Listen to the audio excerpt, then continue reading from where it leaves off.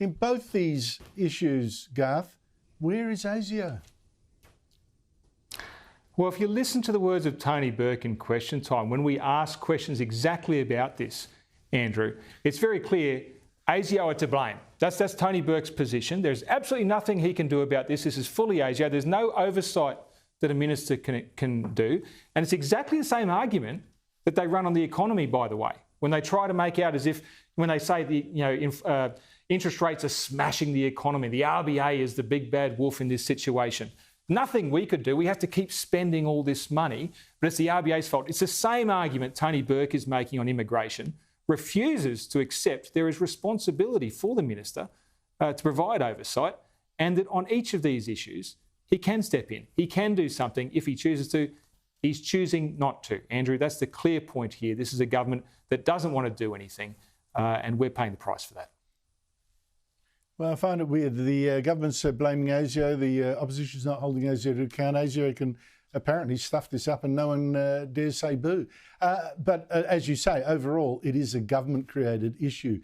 Immigration, though, Daniel, seems a real particular problem with the left, including, the Labor government in Britain, but also in the US, Vice President Kamala Harris, who's now running for president, as you know. She has, for 3.5 years, been in charge of President Joe Biden's border policies.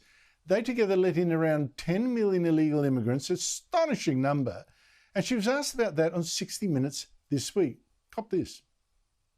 What I was asking was it a mistake to kind of allow that flood to happen in the first place? I think the policies that we have been proposing are about fixing a problem, not promoting a problem. Okay. But the numbers did quadruple. And the numbers today, watch. because of what we have done, we have cut the flow of illegal immigration by half. But should you we have done cut that? the Should you flow have of done that? fentanyl by half.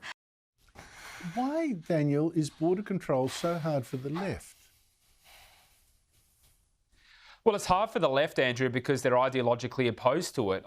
Yes, there's practical challenges, particularly on the southern border in the US, I accept that. But the reality is the numbers came dramatically down in the Trump administration, and they've surged under the Biden-Harris administration. And, there's an element of the activist left that uses this unplanned mass migration, in particular in the US, the unlawful part, to deliberately dilute the majority culture. These are the same people, Andrew, who support things like the racially divisive voice to Parliament. They believe Australia is a bad country. They believe the West is bad and irredeemably and structurally racist.